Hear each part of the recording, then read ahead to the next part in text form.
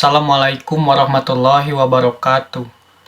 Perkenalkan, nama saya Edi Dianto dari kelas 11 TKJ 2, berkelompok dengan Raihan, Ridwan, Torik, dan Jaki. Assalamualaikum warahmatullahi wabarakatuh. Saya Ridwan Sidik Miftahudin dari 11 TKJ 2 akan Perkenalkan, nama saya Muhammad Jaki Nur Wahid. Saya dari kelas 11 TKJ 2. Assalamualaikum warahmatullahi wabarakatuh. Perkenalkan, nama saya Muhammad Raihan Ramadan dari kelas 11 TKJ 2. Assalamualaikum warahmatullahi wabarakatuh. Perkenalkan, nama saya Torik Alim Nahirman. Saya dari kelas 11 TKJ 2. Di sini saya akan menerangkan apa itu DNS. DNS, singkatan dari Domain Name System, adalah sebuah sistem yang bertugas menyimpan semua informasi data domain dalam jaringan. Dengan adanya DNS, domain atau hostname yang ada akan ditranslate dan diterjemahkan dalam alamat IP sehingga dapat diakses. DNS ini ditemukan tahun 1983 oleh Paul Macapetris. Sebelum menggunakan DNS, mapping domain dahulu menggunakan filehost.txt. Filehost.txt tersebut memiliki kekurangan, yaitu saat suatu IP address berubah, maka file juga harus berubah, sehingga agak rumit. Berbeda dengan DNS, di mana perubahan bersifat dinamis. Jadi jika ada perubahan pada suatu host, maka yang lainnya akan mengikuti. Semuanya akan bersifat dinamis. Sekian dari saya, mohon maaf bila ada kekurangan kata, dan teman saya akan melanjutkan. Wassalamualaikum warahmatullahi wabarakatuh. DNS adalah server yang bisa melayani permintaan untuk mengetahui sebuah IP address yang digunakan oleh suatu domain. Permisalan mudahnya, saat kita ingin mengakses Facebook, maka server DNS yang akan mencari IP address dari Facebook sehingga kita dapat mengakses Facebook. Penggunaan server atau DNS server ini biasanya sudah disetting otomatis di setiap komputer dan setiap provider layanan internet. Namun, jika belum, maka perlu pengaturan di bagian IP address terlebih dahulu. Apabila kita membuat server sendiri, tetapi pencarian IP address tetap dilakukan oleh provider penyedia layanan internet. Fungsi dari DNS server. DNS server merupakan sebuah database besar yang berfungsi menyimpan semua IP address yang digunakan dalam hostname. Database tersebut memuat banyak keterangan tentang IP address. Jadi saat Anda mengunjungi website tertentu, misalnya youtube.com, maka DNS server akan mentranslate atau menerjemahkannya ke IP address YouTube, sehingga Anda bisa terhubung dengan YouTube dan tampilan YouTube akan keluar di pencarian Anda. Agar lebih paham tentang fungsi DNS server, maka akan kita misalkan seperti buku telepon pada handphone.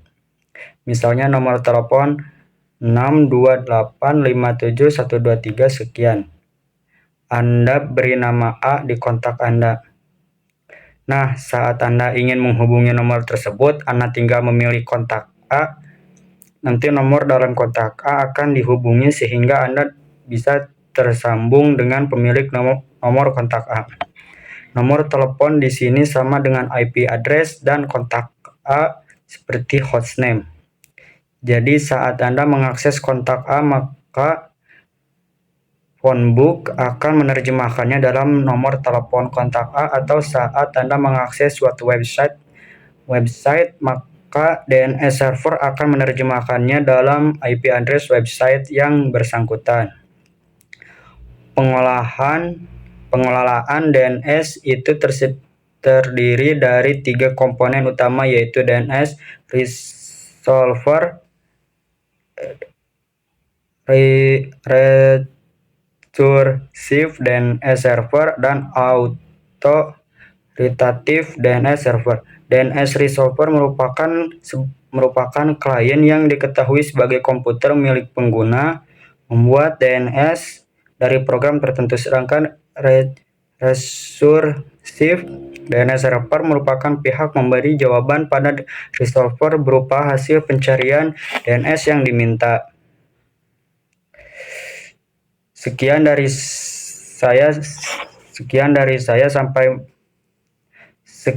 yang bisa saya sampaikan. Mohon maaf apabila ada kekurangan dan kesalahan kata. Wassalamualaikum warahmatullahi 11 wabarakatuh. TKJ 2. Di sini saya akan memaparkan materi tentang cara kerja DNS server. Setelah Retrieve melakukan pencarian, baru Authoritative DNS Server muncul sebagai pihak pemberi respon. Respon yang dimaksud bisa berupa delegasi atau jawaban ke DNS server lain. Jadi mudahnya begini, program resolver atau web browser dan email client akan menghubungkan komputer milik pengguna dengan server DNS. DNS resolver akan mencari alamat host pada file host. Apabila sudah ditemukan, maka data akan diberikan pada klien melalui web browser sehingga proses langsung selesai. Selain melakukan pencarian pada file host, DNS resolver juga melakukan pencarian pada data cache karena alamat IP yang pernah dicari sebelumnya akan disimpan pada dalam cache DNS.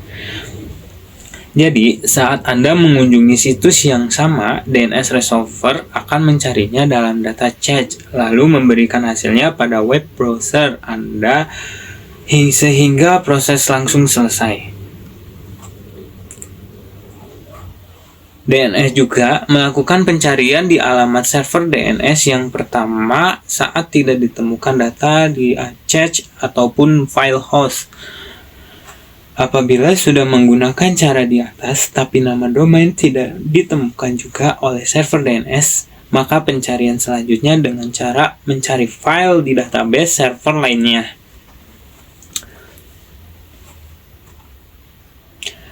Nah, jika tidak ditemukan juga, maka pencarian selanjutnya dengan menghubungi server DNS lain yang masih berhubungan.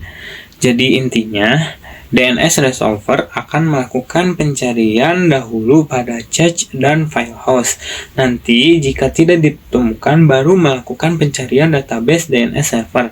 Apabila tidak ditemukan juga, maka pencarian akan berpindah ke DNS server kedua, ketiga, dan seterusnya hingga ditemukan.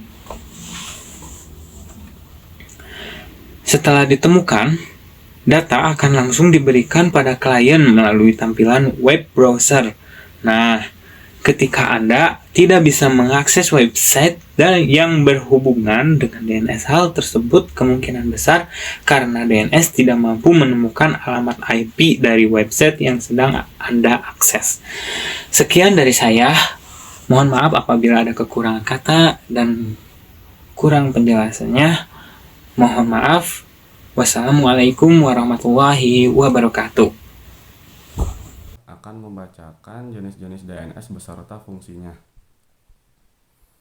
Pertama, Start of Authority. Mengacu pada Authority Name Server, Start of Authority berguna untuk menyimpan informasi domain yang sedang terhubung dengan server. Kedua, Address Record. Jenis DNS ini berguna sebagai penerjemah dengan mengubah nama domain menjadi IP address. Tidak berhenti di sana, A-record dapat memetakan fully qualified domain name ke alamat IPv4. Ketiga, SRV. Jenis DNS record 1 ini dapat memberikan izin layanan, contohnya VoIP atau Instant Messaging. SRV secara khusus berfungsi untuk spesifikasi data DNS. Keempat, Quad A. Jenis DNS ini berguna untuk menyimpan informasi host sekaligus menghubungkannya ke alamat IPv6. Kelima, CNAME. CNAME merupakan jenis DNS yang melakukan redirect domain ke suatu IP address. Jadi suatu website dapat memiliki nama lain untuk meningkatkan jumlah traffic. Penggunaannya sering dilakukan untuk menghilangkan subdomain agar pengetikan alamat web jadi lebih pendek. Keenam, pointer. Pointer digunakan untuk mengarahkan IP address menjadi domain. Jika Anda menyadarinya, jenis DNS records ini adalah kebalikan dari address record. 7. Name. Jenis DNS records name hampir serupa dengan CNAME. Hanya saja name merupakan akar dari domain website yang Anda gunakan. 8. Name server. Masih sama seperti jenis DNS record sebelumnya, name server juga berguna menyimpan catatan server.